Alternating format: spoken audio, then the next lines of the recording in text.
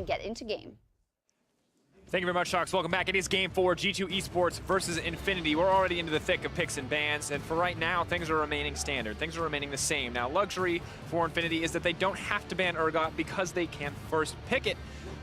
But I still get scared. I still have the fear in my heart. Is this just going to be the wonder show? That feels like the one thing that Infinity Esports cannot let happen. Yes, the guy has had a... Ooh, the Aatrox ban. That does leave the Olaf open. Now G2, they should be forced to ban away the... Oh, they're going to leave it open. They say do it. Do it, you won't. Give us Olaf. That's what they're challenging. They say, look, you want to take the Urgot? We have a counter pick ready. It's not the same. Relic, so much pressure now on this guy or Kotopaku, whoever takes this champion to make the most of it, because Perks' Rise is available. They've given the Alistar open. Do you have to just take the Olaf if you're Solid Snake? But if you do, you're running right into a Taliyah from Jankos. Okay, so this has been a very different draft to what we've commonly seen. Yes, the Rise has been banned in every single game, but we already know that Kotopaku can play the Casio. He's more than happy to pick that matchup, and we know that it does pretty well into the Rise as well. Infinity are even going to take away the Kai'Sa. This draft is shaping up very differently, and it just feels like Infinity trying to take a lot away. I would love to see an Olaf lock in. You take it away from Jankos. Like, this is a G2 draft in the hands of Infinity. Oh. Okay, this makes sense on the opposite side for G2. Locking in a safe bottom lane for Kjarnan and Wadid. Varus, interestingly, falling off the priority scale in these series. And Jhin potentially a little bit vulnerable to the Olaf dives in the future. But Vedius, that's a lot of pressure on Solid Snake now, because really when we think about the Gragas game where he was successful and the Skarner game where he was successful, it was the setups he was busting out. And this is so much more about him just dominating in the early game. Yeah, it's, whew. But this is kind of what we want to see, because for Solid Snake, he is typically a proactive early game jungler. You think back to his game 1, where he was hard camping that bot lane, really making things difficult for Kjarnan and Wadid during the laning phase. And then you think back to his Xin Zhao as well, where he was trying to be proactive on the map, his Skarner as well. Oh, wow, and they picked They banned the Camille and the Lee Sin, and they take the Camille. But Morgana and Braum have been banned, so what do Infinity take here? But I mean, whoa, we got to talk about the fact that G2 picked Taliyah into Olaf. This is not a good matchup for the Taliyah, and honestly, it's just a bit disrespectful, because we know that Solid Snake is willing to match Jankos. We've seen it multiple times, and I just feel that... Ooh. All right, well, I'm excited about this. You want to go out with some gems. Go out shining, you know? And I respect that from Arce. He's going to bust out a new pick here, go toe-to-toe with the Alistar, and maybe use that team fighting ulti to good effect. Because imagine Taric and Olaf together running at the face of that Taliyah, that weak point you talked about. Oh, and they're going to lock in the Reliant for Kotopaku as well. All right, you don't talk about hovers. Stop it. Stop getting excited. They keep hovering Pike, man. It gets me going every time. But we'll wait. We'll see what the composition is, what the answer is for G2. They're taking their time on this last pick. We'll see if they opt for safety or something a little bit more spicy. Remember, the Rise could go top. It is true. It is an option. That could be the counter pick to the Urgot. It would be a lot of AP damage, though, on the side of G2. Wow. It's AP versus AD. So I'm really not a fan of this draft from the side of G2. It is very squishy. You're very reliant on Perks getting ahead. Jankos is going to have to be so proactive in the early game, and like Infinity just, they can match it. Urgot is extremely strong. It's a lane that you can look to play around in the early game. Very little mobility on the side of the Rise. You also have a strong 2v2 with Solid Snake and Kotopaku. I think Infinity have a really good draft here. Like they... Vedius, all right, you like the Infinity one. Yeah. But before we talk about Infinity, I do want to hit that G2 Esports, because you're like, I don't like what's going on, but if they're going to win with it, tell me what they have to do. Well, I mean, you have to get Perks ahead on the LeBlanc. You need this guy to have an advantage, because in terms of the late game, it is so heavily in the favor of Infinity. Their team fighting is so strong. Irelia, Urgot, Kai'Sa, Taric as well. Like, the ability to just run down onto the backline too. Like, when Kai'Sa ults in, what does she have to be afraid of? She has the Taric stun that's sitting on top of her. I forgot about that combo. Yeah, I was thinking about the Olaf. I forgot about that combo. Like, Olaf runs in, and then you have a Kai'Sa follow up immediately. Both of them have a Taric ultimate on top of them.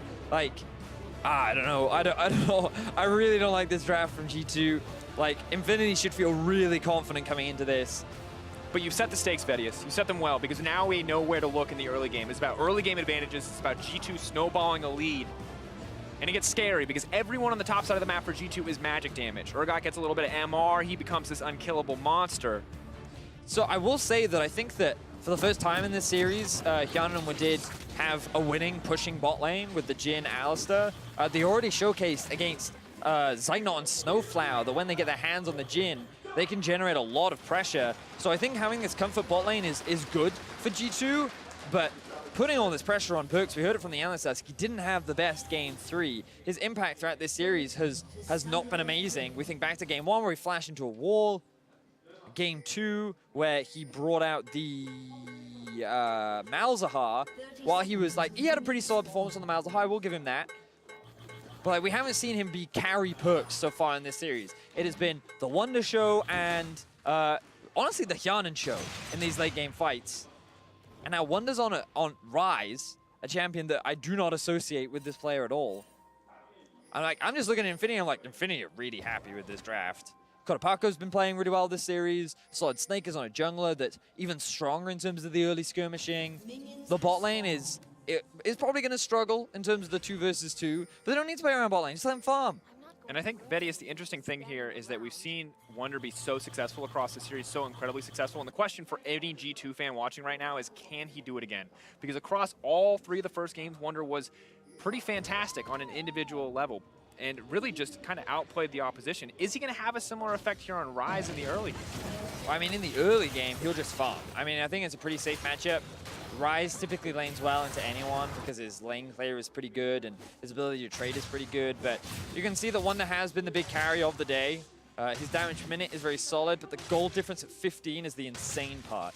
The fact that he's built such massive lane leads just goes to show how big of a carry top lane he really is. Kotopako, though, going once in. Perkz could die. The thing you have to respect is level 2 from Aurelia. She has her passive fully stacked, so she can keep it up. Things look good, but Perkz goes in right as it falls off. I didn't realize the Q is up from Kotopako the moment he has his passive fully stacked. All right, Perkz got level 2, though, so that kill threat goes down a lot. Ooh, missed the reset. Perkz is now going to go in on that. Stun comes out. All right, so Perkz is fine. We got a little hyphy there. We need to calm down. Sorry. Aurelia level 2 is like, I've seen so many people die to Aurelia level 2 in professional play that I'm like always ready at a moment's notice, Betty, to start shouting. Not going to be necessary here. And interestingly enough, we expected Yarn with D to win out on the early push, for now, at least in the early levels. I mean, it's probably fine, right? Because I don't exactly remember who started where, and I'm going to assume that Hyanan started by giving a blue to his jungler, which is why they're probably just a little bit behind in terms of the early levels. He did. Yeah, so it's just because the bot lane of Infinity got to lane first, that's why they have that push. Meanwhile, the Rise is getting pushed in, like you just kind of expect that against Urgot these days. He just pushes in pretty much all the matchups. But in terms of how this early game is going to go, again, the focus kind of falls towards G2. It's on them to find these early leads. Now that doesn't mean that within the first 5 minutes of the game, they have to have like 8 kills, right? That's not what I mean. When I talk about early game leads, like LeBlanc is a really good example of once you've got Luden's Echo, that is when you should be trying to get a couple kills. That is, to me, the kind of benchmark where I say, okay, this is the kind of point in the game. And usually you complete it about 11 to 12 minutes into the game. So if you get that item early, that's great. But once you have it, that's when I want to see you actually being proactive on the map, roaming around, trying to force plays, etc., etc. And I don't know, I just feel like Aurelia is a fine matchup into the LeBlanc, largely because of the damage reduction and because of how much mobility you have and the ability to be aggressive. I think that Olaf plus Aurelia is also a really scary duo. I don't know. I've criticized the G2 draft a lot. Let's see how things play out right now. We can wait and watch it unfold. For now, Perkz seems to be doing fine. He's missed a few CS in this laning phase. He's, you're kind of constantly playing on the edge in this matchup because you both have kill pressure on each other, and it just feels like either one is waiting for a misstep. And in the meantime, we check in on the rest of the lanes. Wonder not pulling ahead quite as quickly as he may have in the previous matchups. Not quite as comfortable, you imagine, in this matchup as he is against the Urgot Aatrox, which he's played a million times. And now, there's a surprise Olaf on the top side of the map. Probably not going to get much, because I wouldn't be surprised if Wonder backs now to buy Tia, and then goes, TP's back in. Yeah, that's what I thought. So, but if he TP's on the minion, Solid Snake's going to wait. It feels like he's going to commit. That's a good shout, actually. Because if he does TP onto that minion... Oh, that's why Relic's backing off. Okay. Tower. Jankos is here, though. We could see the 2v2 very early on, Vedius. I don't think we will. Like, Ryze, you don't really want to gank for a Ryze because he just wants to farm. Okay. Oh, but you do want to gank for the Rise. Vedius leaping in. Wonder now trying to make it out to safety. Flash burned. Damn.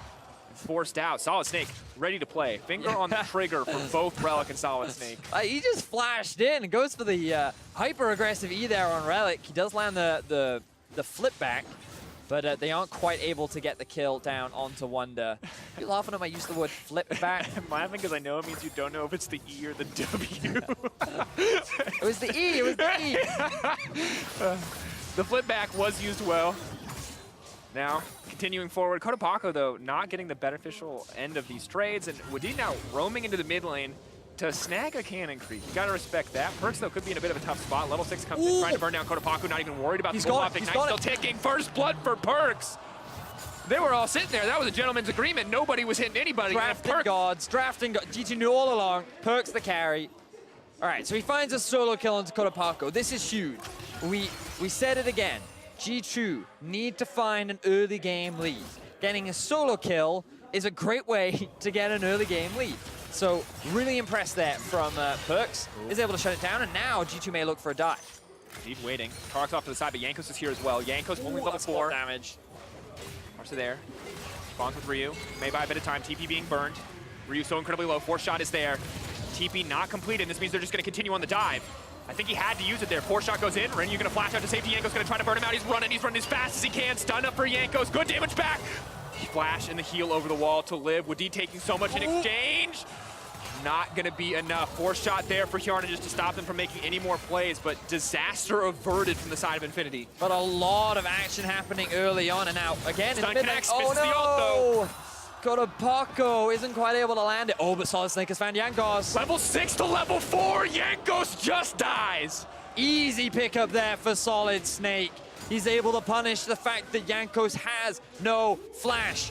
Ace of Predator replay going to be brought to you in the middle lane as Perks goes for that solo kill down on Kotopako. Gets to level 6, is able to proc the electrocute as well. Just basically lands the W into ult. Very easy combo from the LeBlanc. And we'll shut him down. Yeah. Perks building up a substantial CS lead. Wonder doing what he can to stay even with the Urgot on the top side. A much more even matchup this time around, but just an explosive game already, Vedius. Yeah, exactly that. Very exciting. I'm already having a lot of fun. You know, we criticize the G2 draft, but it's definitely resulting in a lot of early game action. And so far, the LeBlanc is sitting on 1 kill, but Jankos very far behind on this Talia. He tried to make the bot lane dive happen. They couldn't quite pull it off. It was actually G2 who ended up coming out short in terms of the summoner spell trade. Look, Wadid has no summoners, Hjarnan has no heal, Jankos lost his flash, and all it cost Renu was his flash. So they end up coming out onto, oh, of course, Arce did use his heal as well, but he has the spell book, so he's now sitting on an ignite. So that is fair. It was a 2 for 3 for summoner spell trade. Now Wonder in trouble. Wonder running for his life. There's the ulti from the Urgot, though. Feels like it's a little bit early, forcing out the Realm Warp. Wonder now on the retreat. A lot of pressure here on the top side. No mana for the Rise and no TP, which means Jankos may have to commit here to stop anything from going down. Relic, though, don't know if he's confident enough to go for the push. Really like these ganks from Solid Snake, though, up towards the top side of the map. He's really trying to help Relic out. And again, we talked a lot about how Wonder's been the big carry of this series, and so they're trying to shut him down. Infinity really just shifting their priorities rather than focusing towards the bot of the mid lane. Like, okay, we've camped bot, we've camped Perks, now it's time to camp Wonder and see how he handles the pressure. 1 camp at a time. Perks, though, doing much better in this matchup in the mid lane. Getting that kill early on sets him up with the Watch Chapter. Still a little bit of ways off the Luden. Kind of that power spike you mentioned is a big point to watch out for. But playing much more confidently with a kill under his belt. 64 CS for Kotopako. Going up against Perks is 79. Things still looking pretty good for both sides. Kotopako all in. Stun, chain CC locked together. The Ignite taken down on Perks. Kotopako, though, may have overstayed. Jankos just there to dissuade the play, but good little bit of aggression. Out. That was a good play there from Kotopako. Bit of an all-in and bot. New ulti now going to be burned. They want to turn this one if they're going to go for it. 1 stack on Hjarnan means you can re-engage. They're focusing on Wadid for now, but getting that Targ ultimate is crucial. Jankos on the way down. He's going to run face first to that Olaf. Has caught up in experience, though. Solid Snake been investing in a couple more ganks, which has allowed Jankos to farm through the jungle. But Reactionary ultimate there from Arce. The cooldown is pretty long at early levels. Hex Flash. Hex Flash. Headbutt pull. Jankos is here. Flash out. Chain CC will not connect. Both junglers getting heavily involved in this early game. Arce, good flash there to avoid potentially losing his life. We'll keep this bot lane pretty even for the time being. I say that Hjarnan sitting at a pretty healthy CS lead with the Jhin. We did talk about in the draft that it's kind of the first time this series that he's had a winning matchup and hasn't forced to deal with some of the really aggressive stuff that both Arce and Renu have been bringing out. Is absolutely the case. Solid stake though. Gonna catch. Perks is there. Stun does connect. Perks is gonna dash over the wall, however. No flash. Over. No hesitation. Perks is immediately gonna get cut down, but the heal is there to back him up. Unstoppable, but burning, slowly ticking. Hjarnan with the 4-shot. Where's it gonna go? Doesn't need it. Perks takes it in the end. Corrupting Potion, red buff even, to bring it home. I like the confidence there from Solid Snake. It looked like he was doing a lot of damage, but a really good heal from Hjarnan combined with the passive of LeBlanc is what kept him alive. Now Kotopako. Perks is the tasty bait right now. Kotopako does not follow up though. Good call as Jankos is waiting there to punish. Jankos should stick around and help him clear out this wave so that Perks can go back to base. There we go. Connects. Cooldown's all burnt. Kotopako sidesteps, but not willing to commit onto Jankos. Has the flash available and is just doing his due diligence to hold on to it. Does want to use that advantage at some point, but for now he's doing fine. And G2 steadily building up advantages on the bottom side. Hjarnan's still not going to get hit by that stun. Slowly chipping away at this tower. Infinity, remember, for them, it's not that important that they find a bunch of early kills or a huge early lead. All they care really about is stopping LeBlanc getting ahead. Now, it's a little unfortunate for them that Perks is sitting at 2-0 and 0. That will give G2 a very solid mid-game. But Infinity are all about the team fights this time around. The Kai'Sa, the Irelia, two very good team fight champs that are paired up with Taric, who's a really good anti-team fight champ. And they have an Olaf there to act as kind of their pseudo-engage, and they have the Urgot that can set up some nice flanks with the Righteous Glory too. So I really like the 5v5 from Infinity, and I think, again, they play towards their strengths, which are... Oh, flash over. Need the body block. And they can burn the ulti as well. Wonder on the hunt here. Jankos moving forward as well. The flash forward. Now going to try to land the stun. Uses the ulti to make it to safety. Renu is going to make it out, but meanwhile, Kotopako in the mid lane trying to pick his targets, but Perk is moving a little bit too quickly for him. Now on the retreat, they'll spot him leaving, but Olaf is in the mid lane. Has it available. There's the Herald that he picked up just moments ago. Infinity looking to break the mid lane tower, but still, G2 are the ones who are going to get tower first blood on the bottom side of the map. We're still seeing, though, once again, why this Irelia is not a bad matchup into the LeBlanc. You land that stun and you can just glue to her and really out DPS her with your passive. The consistent damage is more than enough, and now Renu has even TP'd into the mid lane, and that's sieging onto this tier 2. Threatening with a single use of the Flawless Duet, ready to throw out the second one. Move forward onto Perks, doesn't want to risk anything. Relic is on the way in. Perks could potentially be in trouble, but Wadid is on the way in. That's enough damage. Shut down with the Void Seeker. 2 towers blown up in an instant from Infinity. They are on the road to taking us to a game 5. And look at the goal difference right now. It is dead even. Infinity are making such confident plays, securing a very early Rift Herald into a good outplay from Kotopako onto Perks, has allowed them to get 2 mid lane towers rather, and an Infernal Drake. Infinity coming up huge in game 4. You want to team fight in the late game, you are darn happy to see that Infernal Drake, Vedius, and we look at this, it's starting to look a lot like game 1. This time it's Hjarnan building up that massive lane lead, that CS advantage, but it's Infinity who are coming out ahead in objectives again. Gotta wonder if G2 are nervous. They've been here before. They did not win the game where they won the lanes but weren't able to transition it. And Vedius, you were critical of the draft. Hasn't been a factor yet, but if G2 start to fall behind, it feels like it could be. I mean, I feel like it kind of has been, because we talked about how when you pick this LeBlanc, knowing who the matchup is, it should be a lane that you dominate. And yes, he managed to find a solo kill, but he also got pushed out of lane twice. And this time round, he died. And so the fact that we talked about the 2v2 strength of Solid Snake and Kotopako, Olaf Irelia, all they had to do was group mid and push. There's not enough wave clear on the side of G2. And I think it's just Infinity recognizing, you know what, we're stronger. Like, only our bot lane is weaker at this point. We have pressure top, we have pressure mid. It's really easy for us to force plays across the map, and they're doing it. And I love this proactivity for Infinity. And I think it's punishing what was a pretty greedy draft from G2. And And now you see Perkz put in the side lane just to collect some farmers. Wonder sent to the mid lane. Sadly, for G2, there's a Hex Drinker already in the inventory of Relic. He was already in a magic damage matchup, so Perkz may struggle to make a greater impact here. He's also gone for a Seeker's Arm Guard.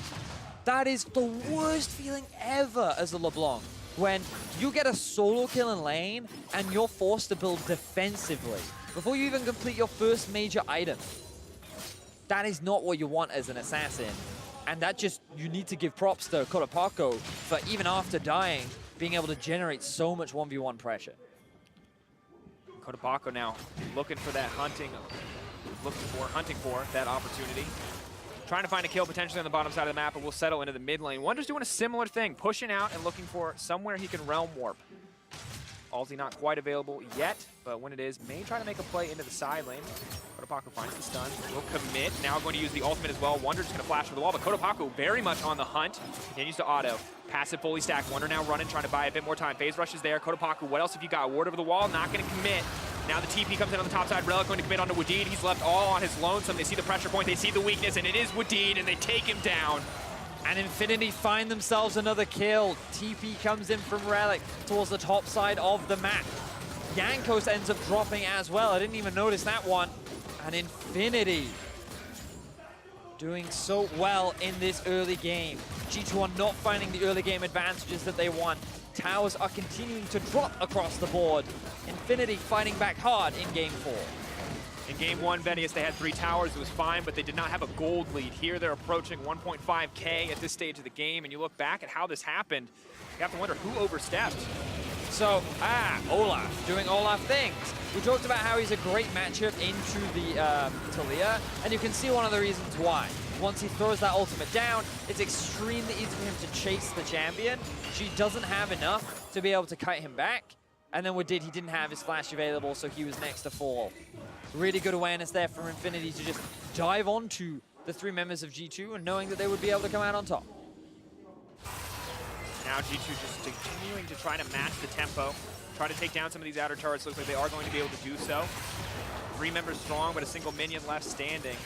I would say here to threaten. G2 may have to back off, but the wave is there to back him up, and Perkz just constantly threatening Renu. A lot of damage laid down. The stair is going to connect. Arce now trying to peel the rest of the team off.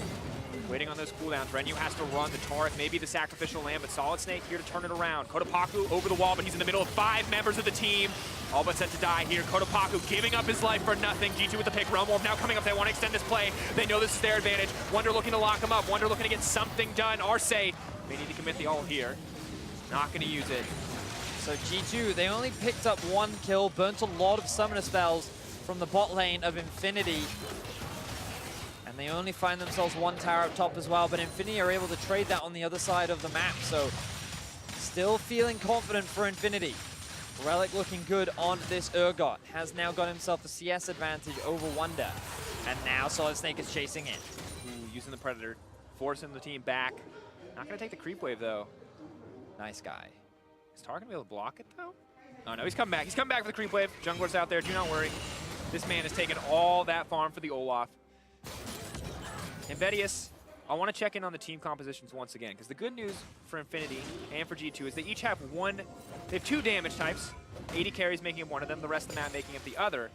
But you can see Adaptive Helm's already coming in quick, and for Arise, and Talia, and even to a certain degree LeBlanc, that item is just going to mitigate so much of what G2 want to do. Yeah, I mean, magic resistance is great against burst champions, fun fact. And when there are so many burst champs on the side of G2, magic resistance is extremely valuable. I feel like Hyunan's going to have to be the big carry of this game. A lot of the pressure is going to fall onto him. He's doing really well on the Jhin so far, has completed 2 major items. And he had a great Kai'Sa game, or he's had great Kai'Sa games so far this series. Like, we only have to think back to game 3 where both he and Wonder, alongside the support of Wadid, were able to turn a 3v5 in their favor. Very much the case. But now he doesn't have Wonder on a big tank front line. His jungler is behind. So it's going to be that much harder for him to carry, but he's the player I'm looking at to be able to turn this one around for G2. Infinity grouped up as 5, ready to force a fight. Perkz looking for a flank onto the side. They're going to Renu, Solid Snake. Where's the Tauren ultimate going to go? Kodapako going to find the stun onto Wadid, forcing it now. Immediately trying to use the ult to lock the members. Proactive use of the Tauren ult, stopping any recourse on the opposite side. Relic bringing the cow right into the chest. A little ground beef Get them started before they turn on that Drake. And what do they do in this 5v5? Like, Infinity can feel so confident just grouping up and forcing it because they have the quintessential teamfight comp, tanks and damage, and enough ability to follow it up. Relic hits that disdain. Well played, and now Perkz trying to get a kill. Rest of G2 now pushing in. The CC is there, but the damage just isn't. Infernal and a Mountain for Infinity. Ideal setup on the Drakes. Flash forward, he's gonna pull Wonder back to the team there. Now I want to continue this one. Solid Snake running in, zoning Perkz out. Wonder gonna die as Redu runs in for the kill. Can't quite get it. Wonder running for his life. Realmorph, the heal, the axe not gonna connect. I can't believe it. Wonder just barely manages to escape. And another great heal coming out from Hyanan, but Infinity doing what they've done throughout this game and just forcing fights onto G2. They know that they are stronger. They know that G2 have no answers. Their LeBlanc is not strong enough to carry them in these fights. And so every time they see an opportunity, they just charge straight towards the faces of G2. And look at that goal difference, 20 minutes. Every other game, even the game they won, they were so far behind on average. This game, it's a different story, VODs. And Relic with the flash into knockback. This is something we saw him do earlier in this game, and Renyu, he just thought he was dead. He thought he had enough damage. He should have secured the kill there. He made a mistake, and then the heal comes through clutch from Hyanan, so the axe doesn't secure the kill. He ends up getting away with his life. Gotta love the reactions in the stadium.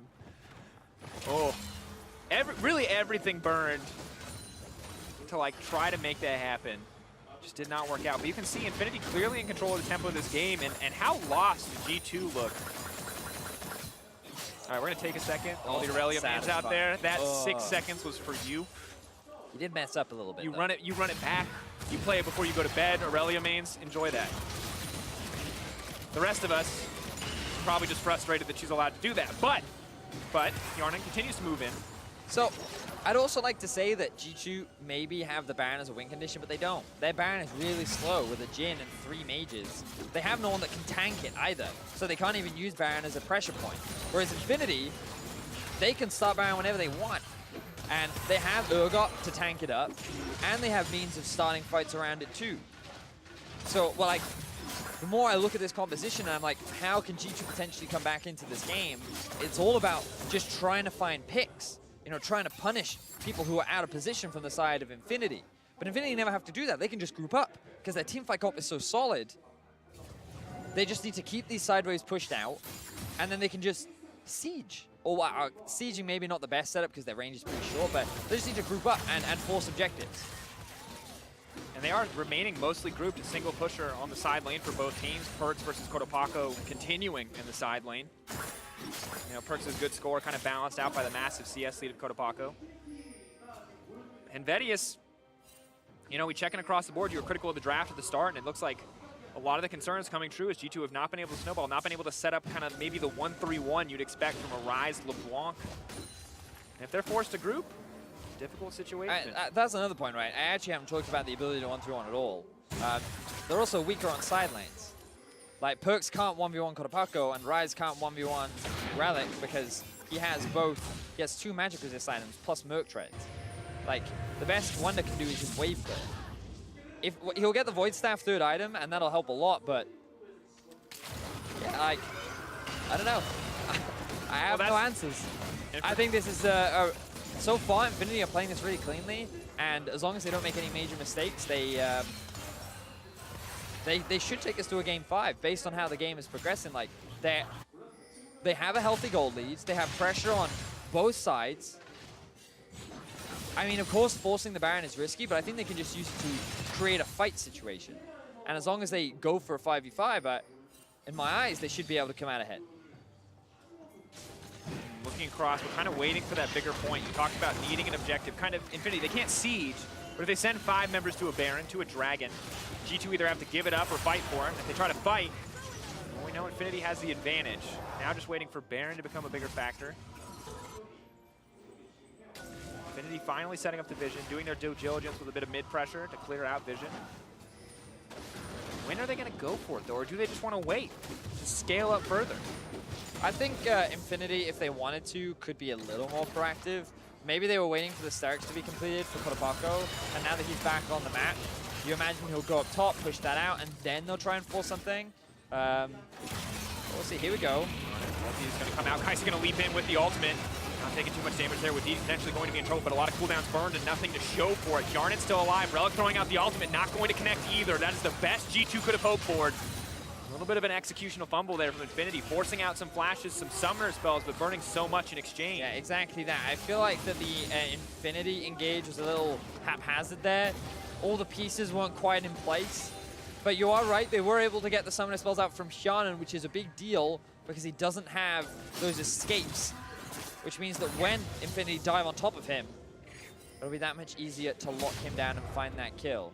Again though, Hjarnan farming extremely well, level 14. 293 CS, almost completed his third major item. If anyone is going to find a way back into the game for G2, it will be him. And now G2 looking for a pick.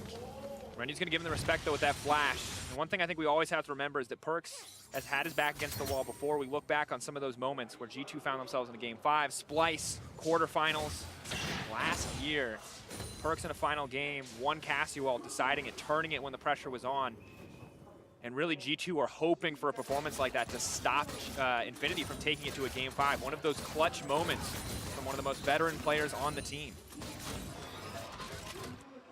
So Dragon has now respawned. And Infinity, I think this is a really good objective for them to play around. You'll notice that they've dropped a couple wards around the Baron as well, so that they can still see what's going on in this area of the map. But the Ocean Drake is a really good objective to pick up, especially when you already have the Infernal and Mountain. And you should be able to clear it out relatively quickly. So I think it's just, if nothing else, you'll get G2 to come and challenge you for it, which I imagine they won't. I mean, we talked about it, right? We can see how much better Infinity should be functioning in a team fight. G2 are probably painfully aware of it as well. You saw them running in that last play, knowing that they were on the back foot. VODs, as predicted, G2 not going to come and contest it, just giving that one away. It's just the setup is really good for Infinity. I really like that they invested the wards into Baron first. That's a really crucial step, because if they just rushed Drake, then you would have left Baron exposed, it would have been in fog of war, and then you have to face check Baron against G2, which is always dangerous face checking. So by doing this, what they do is G2 then has to clear all the vision out, Infinity have full knowledge of where they are, and they secure the Drake without actually losing the Baron itself. So now they can just reset. Infinity can just clear out all these waves, push them out, drop a couple vision, spend the gold that they've picked up, and then look to set up the Baron relatively soon. I think they're waiting right now for Renu to finish his third item. Or maybe they just want to show G2, because they know they outscaled. So perhaps they don't feel the need to force anything right now. Yeah, waiting patiently. Get those item spikes, as you mentioned. We'll see if it's a Banshees or an Hourglass that'll come in from Renu on the back of that Phoenix Codex. Just now clearing out the jungle. Picking up the red buff and ready for a fight to come. Once again, the battle of vision around Baron. We saw it last game. We're going to see it again this time around. Perkz procking a bit of aggro just to both check the pit and to give Relic a little bit of pain to deal with. VODs last game, we saw just a brilliant Baron play from Infinity, and it was an overstep that cost them the game. But when they have this kind of lead, when they're continuing to build up this team fight advantage through their composition, it feels like it's going to be hard for G2 to get that same kind of miracle turnaround without the Urgot on their side. Cha. You are correct. All right. I feel like this is the kind of narrative we've been setting up all game long, right? Which is very much G2 needs to get another game lead. They had a pushing bot, and if they had translated Perkz solo kill into something more, like perhaps permagang from Kotopaco or just shutting him out of the game, then they could have used the advantage bot and mid in order to turn it into a snowball. In that situation, I could have seen a way in which G2 won, but they made a couple of fumbles, Infinity found a couple of favorable fights, and then the game slowed down rapidly, and now they've just been scaling, ramping up.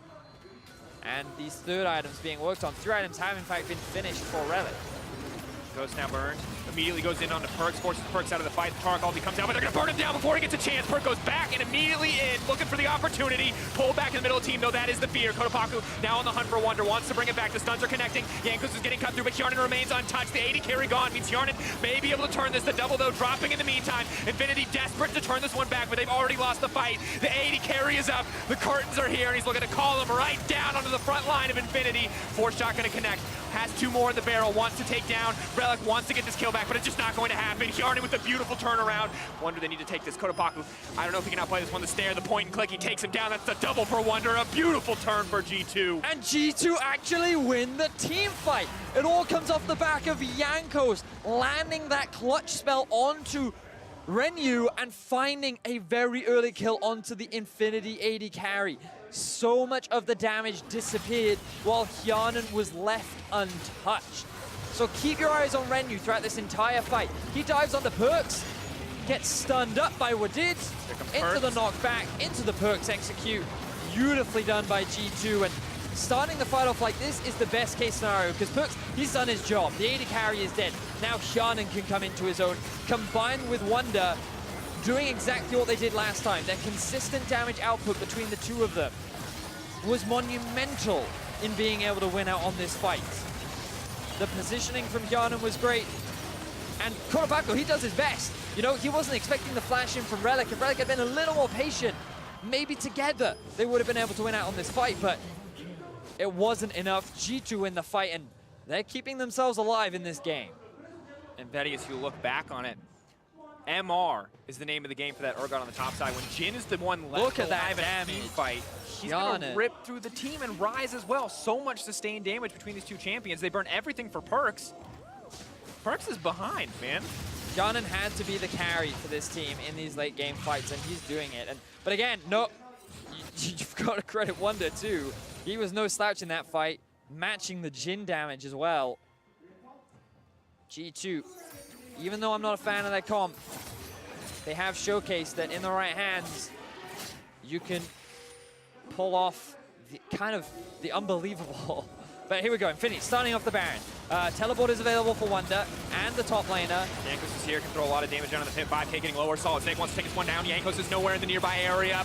Tark ulti going to be used. They need to make it out of the pit as quickly as humanly possible. Both top laners TPing in now. Relic in the middle. Perk's trying to find his way into the back line, but he takes so much damage back. He changes a beautiful Aurelia ult. Dash through, pulled back. There's the fear. There's the reset. Oh my god! They're cutting through G2. Jankos can't even find a way out. Infinity destroy G2. And this is what we were expecting from Infinity. They just kick the Baron off, they melt through it before G2 can react, and instantly turn it into a huge team fight in their favor. Renyu did not get one shot this time around. Perks was the one who got chunked out. Hjarnan couldn't escape. And now it is Infinity with the Baron and the base of G2 in their eye. Pushing in, they commit the TP from the AD carry to keep it going. They want to keep the tempo up. They want to catch Perks out, and they want to end it here. I don't think they have enough time on this one, but they will at least break the inhibitor line. Will they commit for the following fight? They don't have major cooldowns. Tarek ulti slowly but surely on the way as he gets those autos in. Not going to find anything else here, but big shift in this game. Perks trying to hunt, trying to find an isolated member. Not going to happen yet, and 5k gold lead, Vedius. Great stuff for Infinity. This is the kind of play that we were talking a lot about and wondering when it was going to happen. After they lost the fight, they just decided, let's go. They took it down so quickly before G2 even had an opportunity to react. So look at Perks. He tries to dive into the backline, barely does any damage, gets chunked out. The Alistair melts, and then the fear that he generates is enough to allow Infinity to get the collapse down onto the two remaining members. Now, G2 are able to get to the Infernal Drake first. first. Wants to steal it, not going to be able to get it. Now he's locked himself in the pit in a bit of a tough spot here, but Renyu is pushing in, can't afford to go too far. Ulti's not going to connect from the Urgot, but they're chasing him down anyway. With Dean, going to give up his life here in the exchange. G2 on the back foot, Predator now burned. Losing that member, though, is going to be tough. G2 can no longer find the counter engage up against Infinity. It would take a miracle, so pressure's going to continue. They may be able to break another inhibitor here. G2 putting themselves in a tough position. Felt like they had to take that Infernal. I mean, they got it, but they lost their bot lane, and now they're going to lose the inhibitor as well. The base is exposed. Infinity on track to taking us to a game 5. The Nexus is in their eyes. So many people would have chalked up game 1 to a slip-up, Vedius. A small mistake. This game as well, though. Infinity proving they can go toe-to-toe with G2. Perks looking to change everyone's mind here, though. Not going to be able to find an aggressive play. Infinity backing off. Going to look for the same slow and steady closeout that G2 gave them in the previous match.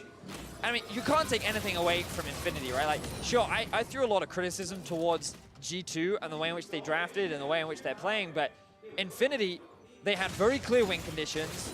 the moment they got to the Inesplex they were comfortable with, they went straight to the Baron, they pulled off a beautiful team fight, and now they're closing this game out very cleanly. Kodapako has come up huge in this game and has really outperformed Perks. They are on track to take us to a game 5 as G2 look for that last-ditch effort team fight. Perks, that was definitely a misclick. He did not want to go back into the middle of that team. Now comes the Taric ultimate. Urgot going forward. A little more damage. Perks shut down onto Kodapako. Wonder now wants to turn it. This is the second time Infinity even tried to fight under the tower, and it is the second time G2 will look to rout them for their mistakes. Infinity backing off. Relic going to go down here. The GA procced. No other options as Perks just continues the hunt. Taken out in the end. Not a single member dropping on the side of G2. Tower living as well. Perks wants to continue the push. The super minions are there on the top side. Slowly working their way through. Okay, so I cast the Kirsten there. Just when I praise them, they get a bad team fight. Oh, Saw a snake. What are you doing? He's gonna give his life here, but Hjarnen's already back. Predator's there. Perks just gonna take his time with this one.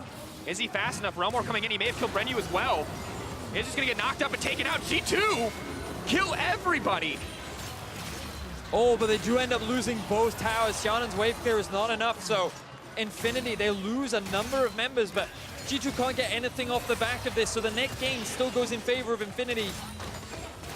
Awful team fight on the side of Infinity. They tried to dive G2. They still need to show respect the amount of damage output that this composition has. And while it could have ended much worse for Infinity, they end up making the most of it. The minions doing some serious work in the base. But let's have a look back at how this one kicks off. So it ends up being Perks going in. This was a big misplay from him. Jumping back in, he does have the Zhonya's. The Taric ultimate comes out very early on, so they use this to try and die, but Kodapako, he doesn't get the Taric ultimate. So he ends up dying extremely quickly. Then Renyu, the only person he can hit is Wadid, and he's forced out of the fight right off the back of that. And Vedius, you can watch the rest of that play, you can see all the people die, and this is the second time this series that Infinity had randomly tried to dive a tower. And yes, they missed the Taric ult on the Aurelia. The Aurelia missed her own ult, and then they continued, and it just feels like Infinity have the win in their hands in that instant, and they just have to chill out. But when they say go, they go, man. There is no other option. I mean, that's the thing. These guys are confident players, and you could see if Kodapako had the Taric ultimate, maybe it's a different kind of fight, but he goes a little bit too early, and as you rightly said, they didn't have to force it. They could have been so patient. They just had to wait for the super minions in the other lanes to push through, and instead, they go for the dive, but still, they are the ones with the overwhelming advantage. They're looking for one more fight to end the game. The Nexus is exposed, and G2 are pushed to the very brink of going to a game 5. Infinity can already hear the Silver Scrapes playing in their head, and G2 are just praying it's not true. Perks laying down what poke he can, taking a lot back in exchange. Hjarnen not fearless. That is a fast Jhin running in and out of the back line. Disarmed now, though the Aurelia ulti not going to land to much effect. I was burning the Ghost as well. G2 weaving in and out of that fight, not giving Infinity the option to go in. The inhibitor has respawned in the top lane. Now G2 only have to wave clear mid. The Baron is spawning in 45 seconds. If G2 can steal this one away, maybe they can turn this one around. The gold is still relatively close. The kill score is the same. And Hjarnen has been doing work in these late game team fights, but based on how the last Baron went, if G2 will clump up in that small choke point, Infinity will just come out on top in the fights. Oh, Vedius, there's so much tension here. 38 minutes into the game. Set it 13-13. It's an unlucky number, but for who? Wins out on the next fight. Perks continuing to harass. Poking down the opposite. Crits from Hjarnen. Continues to poke, continues to hit. Hjarnen the one doing the damage, Perks is the one threatening. Infinity now splitting up. Kodapako looking for the flank, but he's been spotted on the side. Perks fearless. One mistake here could take him out, but now leaping forward, leaping into Hjarnen. Hjarnen now could be in trouble. The Taric ultimate coming out. Kodapako on the backside. Unstoppable. They burned so much of the Taric ulti on nothing. G2 have peeled back beautifully and have not gotten anything. And Hjarnen, here come the curtains. Jankos ready to follow up if they can find anything greater. Priority in the mid lane goes to G2, but that is all in the fight. So this time around, Infinity don't find the initiation that they want. This allows G2 to disengage, wave clear, and actually have control over the Baron. Perks has even gone back to base, gotten his health back, maybe even spent some gold that he should have picked up. And what G2 need to do now is send Wonder to bot to try and clear out that wave before it gets too big, because Infinity, they know they have that wave and they're going to pressure with this Baron, but it's in complete darkness right now. Relic needs to get out of here, though. If he goes down, it's going to be disastrous. The team fight, the follow-up from G2 could be everything. But the Baron's going to go down. They get it. They need to make their way out now. They cannot afford to die here. Yanko's on the side, though, not going to let it happen. Kotopako running with D trying to keep the fight going. Wonder on the backside. Everything turning against them. G2 firing back, finding their way back into the game on the back of this fight. Now cleaning up is the double drop for Wonder. Perks on the side, baiting Solid Snake. Another kill going over in the favor of Yarnan. Everything falls apart for G2, and Perks just playing with his food, just buying time as they turn it back. And when all was lost, when the Nexus was exposed for G2, they somehow find the miraculous fight. And now, with those death timers, G2 could potentially end the game. He's going for the 1v1 against the jungler. Solid Snake trying, he's trying to get something back. He is going to be allowed to retreat, but he's just hitting a ward. He doesn't have the time. No way are they doing this. There's no way. They can just end it here. 18 seconds, 20 seconds, counting down. This is G2's timer to victory. This is their moment. Everything stood against them in this game, from the draft to the execution, but in the final moments, G2 make it count. Unbelievable. Infinity. They had so much control over that game. The Nexus was exposed. They took one too many bad team fights. And G2 end up coming up clutch. You have to give props to that man on your screen. We said he had to carry. We said this guy has been playing extremely well this game. He has to be able to turn out these late game fights, and he was so pivotal. The amount of damage he was throwing out, his positioning, all came together to allow G2 to find the fourth game, and they will lock in a spot in the group stages at Worlds. Perks one step closer to his quest to take down Liquid, as it was in the interview he did most recently. Finally making it to the next stage, the next group stage. We'll see where he gets drawn shortly, but Infinity, that is a tough loss. They went toe-to-toe with one of Europe's best, and they almost forced it to a Game 5. So close. They did everything. They did so many things right in Game 4. They just took a couple bad fights. They were too over. Like, being over ego was their issue. And like, when was it? They overcommitted in a mid lane fight in like Game 2 or Game 3. They did it again in Game 4, and it's such a shame to see, because this team had so many good plays. Like, Kotopako had a fantastic performance. Snake had a great job. Like, I was really impressed with what they were able to do, but just one too many mistakes, and G2 were punished. And it counts against you, and G2 showed up when it counted, when their backs were against the wall in that Game 4. Well, G2 are ready for the group stage. For more on how they did it, here's the State Farm Analyst Desk. Thank you very much. Congratulations to G2 Esports. But man, that was a frustrating game to watch, and I think it's not very often that I find myself being so conflicted. And obviously, I'm an EULCS representative, so I'm happy that G2 made it. But Infinity had it in their grasp, guys. They deserve to win that game. Like, throw everything on the table. Until the late game, they did so many of the hard steps. They clean up the draft. The early game looks good. They're able to make things work. The only thing that I always say, stumble at the line. There is no deserve in sports. You have to go the full mile, and that's why I think we have to be careful in crediting G2 as well as we credit Infinity for kind of the journey they've showed today. But yeah. For me, it's not about they deserved it or like G2 played great. Like, Infinity won that game. They had it like from that point on, like 90% chance to win that game. And they threw it, and you could see based off their decision making, like when Solid Snake ran over the blast cone and did nothing with it. And then, is that the stress of the moment? Like, you can just Absolutely. see, you can see the tunnel, you can see the tilt, and like I think like these kinds of plays that you see them forcing, like they knew they had the better draft. They had a great dive comp against 3 immobile carries. Like they have in tons of magic damage. Like they should have gone off this game, and they just got too overzealous too many times. But the big thing is, if you throw something, someone has to be there to catch it. And multiple times, different members of this G2 lineup able to put team fights on their back. You know, Wanda, not necessarily known for his rise, I'm sure, however, had a fantastic game after the mid-game. And Shannon, someone that we had been critical of all series long, coming up absolutely massive. Yeah, throughout the entire game too. Hjarnan crushed laning phase with up about 60 CS, about a half item over the Kai'Sa, whereas if the Kai'Sa had gotten through fine, those kinds of crazy ults in that the Kai'Sa wants to do would not have gotten punished quite as hard. And it's even more critical because everyone was buying adaptive helms, no one was buying armor. We were saying as long as they trade down Hyanan, who shouldn't be able to cut it out, this game is a very easy to execute team comp. However, he kept himself safe and he was able to really weave through those teams. I mean, and many times throughout the game, you guys said G2's comp is just not fit for fighting against this composition. So,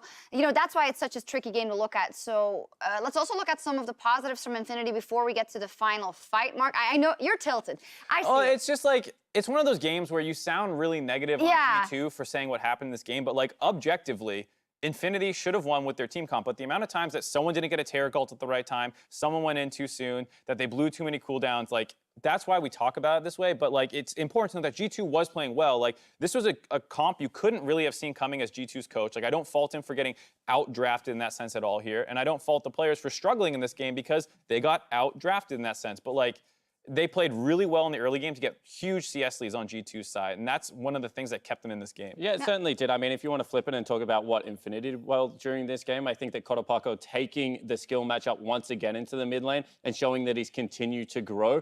Perkz got the first blood, and he still looked like he had a fine time in the Aurelia versus the LeBlanc, and I think that that is a guy that will now start to, you know, look at as these kind of international tournaments come around to continue that journey. Yeah, I would love to talk about kind of what this now means for both teams, but first let's wrap up this game. Infinity grabbed a Baron and a winning fight also in the middle of that, which was one of the moments where I thought it would go pretty well for them. And this is so courageous for a young team coming onto the international stage to, in full vision, say, we are going to take this Baron, we're going to take the fight, and we're going to crack open the game. Yeah, and you see just with the defensive cooldowns that they have available, how much chase down potential they have. Like, as soon as they get on someone, they're basically dead, and they did a great job converting that into a kill here.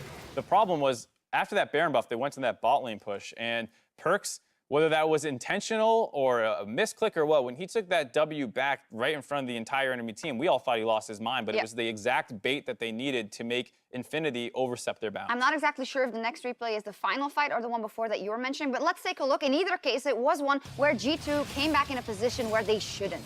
Well, no, Relic was out of position. Yeah, this is one of the times where you could kind of feel the stress getting to them. Yeah. You're forcing Baron 5v5 just because G2 kind of had to go back and there was a minion wave coming in and Relic wasn't grouped up. They do a good job collapsing onto him first, killing him, and then making sure they clean up everyone with this Baron buff and do not let them get out. It was a really good job by G2 punishing these mistakes. And the big thing is like, you're looking at the Summoner spells, you're like, they could have flashed the back wall. There were multiple things they could have done. This is against a Taliyah, this is against a Ryze. Unfortunately, young team had run out of options and G2 had just really worn them down. And you could see how mentally taxing this game was becoming as it was getting later and later. And I think that, once again, that's where you credit the veterans. That's where Perkz is the one carryover member from this lineup that has been in a similar situation and was able to steer his team to victory. Yeah, I mean, that is maybe the difference between a Perkz that's been at World Group Stage 3 times versus Kotopako and the others who, as underdogs, have risen up. But you do need to take that next step. And I think this is where then we credit G2 for turning around this game and in the end finding himself in the group stage.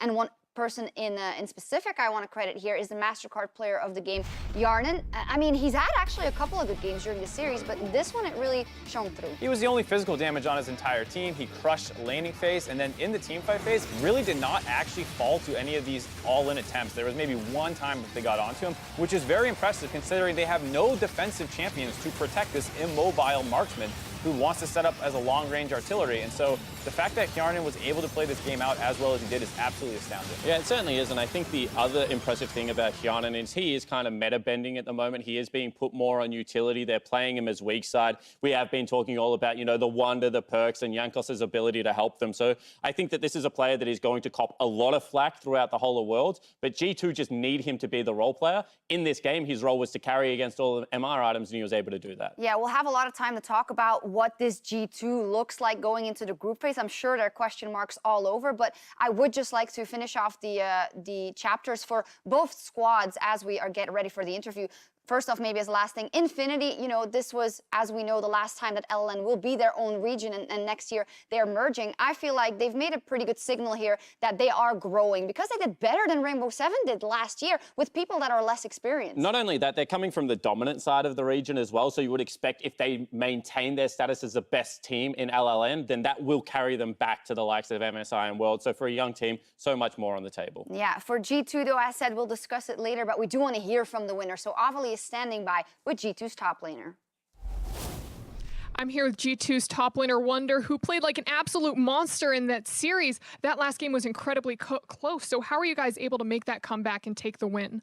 Well, I think our draft last game was really hard to play because we got like pressured on a lot of lanes, and they had like Olaf was a really strong jungler, so we were just like we were a bit lost and we took some bad fights, and then we were really far behind like in terms of pressure. So we just had to like farm and like look for really small openings, which we were sometimes good at, and sometimes we failed like kind of miserably. But yeah, but like in general, I scaled really good on Ryze, so I could do a lot of damage and do a lot of work later in the game. And kind of looking at the entire series, you had G2 fans a little nervous after game 1, but then in game 2, you came in with the Urgot, you came in with the Ryze. So what really enabled you to be so dominant and basically carry the team through this series? Well, I think for our matchup and my matchup in the top lane, he's not like their star player or not like their best player. I think their mid jungle was really good, and like in the group stage, I'm both in this series as well. So I didn't really like I had a lot of confidence that I could play anything basically and play really well into this guy. But yeah, I mean, I played Urgot and Aatrox, which are like 2 OP champs, and then Ryze into Urgot, which is like a fine matchup, not too good, not too bad either. So I don't know, I just had a lot of confidence, and it kind of showed, I guess. And speaking of Urgot and Aatrox, we've seen them played a lot in the play-in stage so far. So what do you really think about the world's top meta, and how do you think you fit into it? I think the world's top meta is pretty fun. I mean, honestly, you can play both tanks and bruisers and like really squishy carries as well, even though maybe like the latter part is a bit extinct right now. But I think it's pretty fun, and I think it suits me pretty well because I played all of these champs before, and I really thrive on these champs as well, I feel like. So I like the world's top meta, yeah. And G2 is looking to get placed into either Group A or Group C. Is there a group that maybe you'd prefer? I would like the group with Team Liquid and Matt and stuff like that. Also because I've heard rumors that the Group A with the Vietnamese team, Phong Vu Buffalo. Phong Vu, yeah, is doing pretty well. So being in a group with them and yeah, Africa and all of this is a good challenge. But I think the group with Team Liquid also so that we can beat the first tier from NA would be pretty fun, yeah.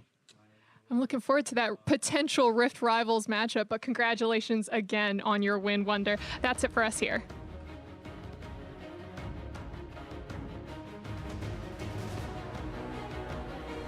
That Perks, though, could be in a bit of a tough spot. Level 6 comes in, trying to burn down Kotapaku, not even worried about the pull off. Ignite still taking first blood for Perks. How lost G2 look. All right, we're going to take a second. All the Aurelia fans out there, that 6 seconds was for you. But Yarnan remains untouched. The 80 carry gone means Yarnan may be able to turn this. The double, though, dropping in the meantime. Infinity desperate to turn this one back, but they've already lost the fight. Dash through, pull back. There's the fear. There's the reset. Oh, my God. They're cutting through G2. I'll kill off. You're on flash. Nice. Let's fucking go, let's